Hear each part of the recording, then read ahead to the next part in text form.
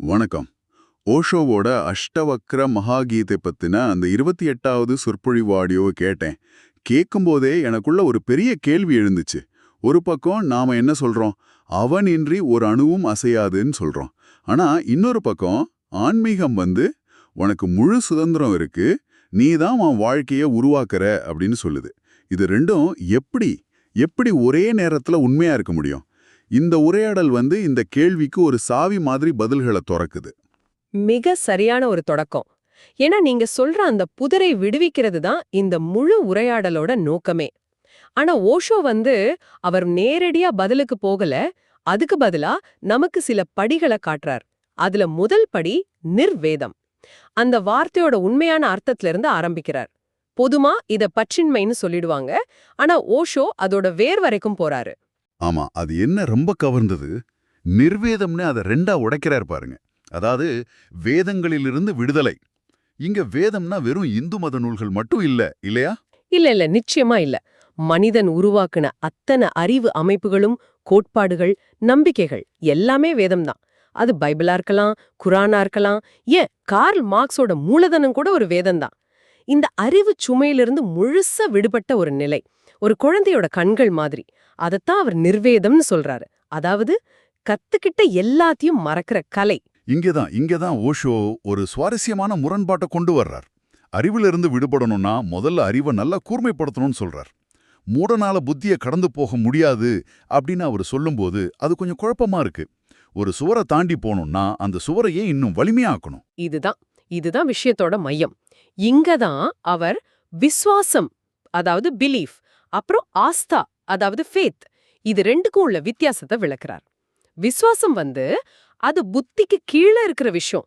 அதுக்கு பெரிய அறிவு கூர்மை எல்லாம் தேவையில்லை. ஒரு பயமோ பேராசையோ இல்ல அறியாமையோ கூட போதும். ஆனா ஆஸ்தான் அவர் சொல்ற உண்மையான நம்பிக்கை அது புத்திய கடந்தது. புத்தியோட எல்லா சாத்தியத்தையும் பயன்படுத்தி அதோட உச்சிக்கு போய் இதுக்கு மேல என்னால முடியாதுன்னு புத்தி எங்க சரணடையுதோ அங்க பிறக்கிறது தான் ஆஸ்தா. ஒரு கூர்மையான புத்தியால தான் எல்லைய உணர முடியும். அப்போ கடவுளை நம்புறது கூட ஒரு விதமான பலவீனமா இருக்கலாம்னு சொல்றாரா?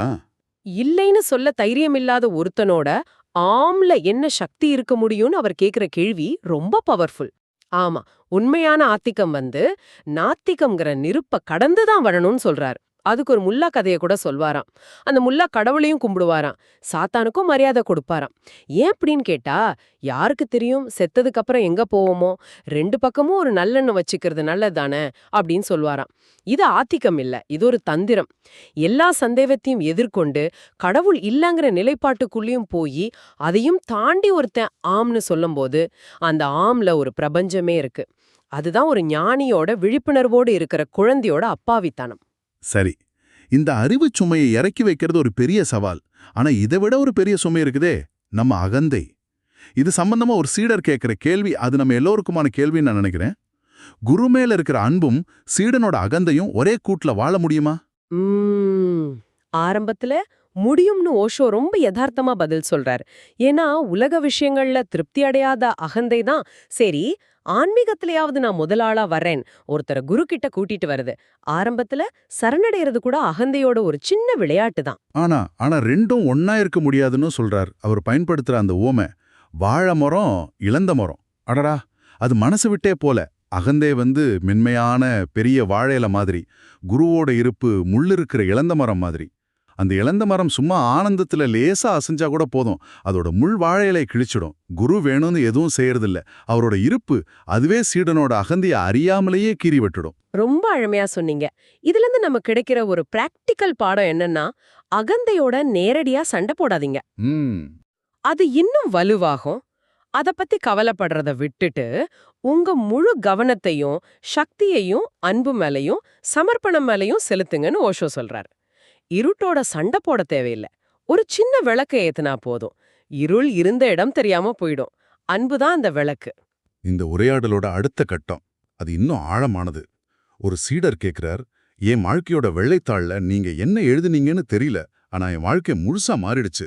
இந்த அனுபவத்தை நான் மத்தவங்களோட பகிர்ந்துக்க ஆசைப்படுறேன்னு கேட்கிறார். அந்த சீடரோட கேள்வி எவ்வளவு கவித்துவமா இருக்கு பாருங்க. ஆனா ஓஷோவோட பதில் அதை விட ஆழமானது. நான் எதையும் எழுதல, ஏற்கனவே கிறுக்கி வச்சிருந்தத அழிச்சேன்னு சொல்றார்.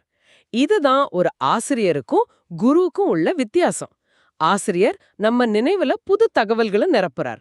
குரு நம்ம நினைவுகளையே காலி பண்றார். அந்த தாள மறுபடியும் வெள்ளையா தூய்மையா மாத்துறது தான் அவரோட வேலை. அப்படியானால் அந்த மாற்றம் நடந்தது எழுதப்பட்டதுனால இல்ல, அழிக்கப்பட்டதுனால உருவான அந்த வெற்றிடத்தால. அந்த வெற்றிடத்துல தான் தெய்வீகம் உள்ள நுழையுது.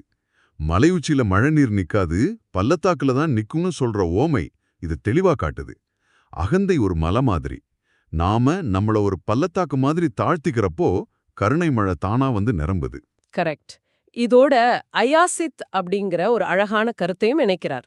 அதாவது கேட்காம கிடைக்கிற கருணை. நாம உன்னை தேடி ஓடும்போது நிகழ்காலத்துல இருக்கிற எல்லாத்தையும் இழந்துடுறோம். தன் நிழலை பிடிக்க ஓடுற குழந்தையோட கதை ஞாபகம் இருக்கா? ஆமா ஆமா. அது ஓட ஓட நிழலும் ஓடும். குழந்தை எப்ப நிக்குதோ நிழலும் நின்னுடும். தேடுறத நிறுத்துற கணத்துல நாம தேடினது நம்ம கிட்ட வந்து சேருது. அந்த வகையில குருங்கிறவர் ஒரு நபர் என்பதை விட ஒரு வாசல், ஒரு டோர்வேன்னு அவர் சொல்றது ரொம்ப சரி. குருவை பார்க்கறது நோக்கம் இல்ல, அவர் வழியா பிரபஞ்சத்தை பார்க்கறது தான் சத்சங்கம். ஆமா, குரு ஒரு தூய்மையான கண்ணாடி. கண்ணாடிய பார்க்கறதுல அர்த்தம் இல்லை. கண்ணாடியோட வழியா பார்க்கும்போது தான் உங்களுக்கு பின்னால இருக்கிற அந்த எல்லையற்ற ஆகாயம் தெரியும். குருவோட இருப்புல அமைதியா உட்கார்ந்திருக்கிறது அந்த எல்லையற்ற ஆகாயத்தை ஒரு கணமாவது சுவைக்கிறதுக்கு தான். சரி, இப்போ நாம ஆரம்பிச்ச இடத்துக்கே வருவோம். அறிவு, அகந்தை, தேடுதல்னு எல்லாத்தையும் காலி பண்றத பத்தி பேசணும். இது எப்படி எல்லா அவன் செயல், முழுமையான தனிமனித சுதந்திரம் அப்படிங்கிற அந்த பெரிய புதிரை விழுவிக்க போகுது? இப்போ அந்த புள்ளிகளை இணைக்கலாம். ஓஷோ என்ன சொல்றாருன்னா, இது ரெண்டும் ரெண்டு வெவ்வேறு நிலையில இருக்கிறவங்களுக்கான உண்மைகள். தேடுற நிலையில இருக்கிறவனுக்கு, அதாவது சாதகனுக்கு எல்லாம் அவன் செயல்ங்கிறது ஒரு அற்புதமான சாதனம். ஏன்னா நான் செய்யறேன் அப்படிங்கிற எண்ணம் தான் அகந்தையோட ஆணிவேர். அந்த வேற வெட்டணும்னா எல்லாம் அவன் செயல், நான் ஒரு கருவிதான் அப்படின்னு சரணடையறதான் ஒரே வழி. ஓ, அப்போ அந்த ரெண்டாவது பார்வை, நான் சுதந்திரமானவன், என் விருப்பமே எல்லாம்ங்கிறது, அது அகந்த முழுமையா கரைஞ்சு உணர்ந்த நிலையில இருக்கிற சித்தனுக்கானது. அகந்த கரைஞ்சதுக்கு அப்புறம் அந்த தனி மனிதன் பிரபஞ்சத்துல இருந்து வேறா இருக்கறதில்ல, அவனும் பிரபஞ்சமும் ஒன்னாயிடுறாங்க. அப்போ அவனோட விருப்பம் பிரபஞ்சத்தோட விருப்பமா மாறுது. அவன் அசைஞ்சா பிரபஞ்சம் அசையுது. அப்ப அவன் நானே பிரபஞ்சன்னு சொன்னா அது அகந்தையோட குரல் இல்ல, அது உண்மையோட குரல். ஆஹா, அப்போ இது முரண்பாடான உண்மைகள் இல்ல, பயணத்தோட வெவ்வேறு கட்டங்கள்ல உணரப்படுற உண்மைகள். அஷ்டவக்ர கீதை இலக்கை அடைஞ்ச ஒரு சித்தனோட பாட்டு. பகவத்கீதை பயணத்தில் இருக்கிறவனுக்கான வழிகாட்டி. ஓஷோ கேட்கிறவர் எந்த நிலையில இருக்காரோ அதுக்கேத்த மாதிரி ரெண்டு உண்மையும் ஒரே நேரத்துல விளக்குறார். இது எவ்வளோ பெரிய கருணை! மிகச்சரி. ஒரு சாதகன் கிட்ட போய் நீயே பிரம்மம்னு சொன்னா அவனோட அகந்தை தான் அதை பிடிச்சுக்கிட்டு, பாத்தியா நானே கடவுள்னு ஆட்டம் போடும். அதனால அவன்கிட்ட சரணடேன்னு தான் சொல்லணும். முழுமையா சரணடைஞ்சு கரைஞ்சதுக்கு அப்புறம் அவனுக்கே அந்த உண்மை விளங்கும். அது சொல்லி கொடுக்கறதில்ல, அது உணர்றது. அப்போ இந்த ஆழமான ஆய்விலிருந்து நாம எடுத்துச் செல்ல வேண்டியது இதுதான். உண்மையான ஆன்மீகம்ங்கிறது அறிவை சேர்க்கறதில்ல, தேவையற்றதை கழிக்கிறது.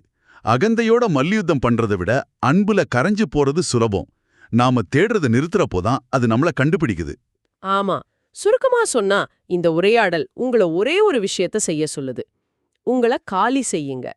உங்க கோப்பை எவ்வளவு காலியா இருக்கோ அவ்வளவு தூரம் பிரபஞ்சத்தால அதை நிரப்ப முடியும்.